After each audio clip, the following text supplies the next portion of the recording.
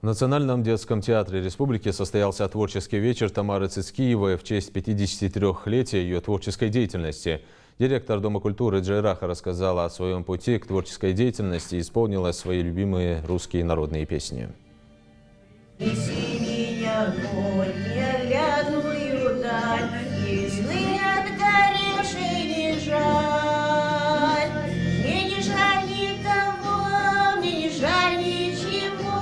Оттого и на сердце легко.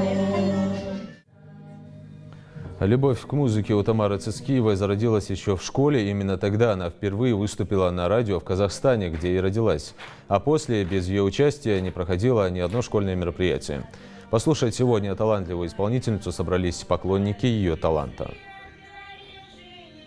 Она отличалась всегда человеческой порядочностью, милосердием. Вот есть такое слово «великодушие». И невзирая на все ее успехи, все-таки она является лауреатом всесоюзных смотров, конкурсов по вокальному искусству. А по тем временам это было нечто.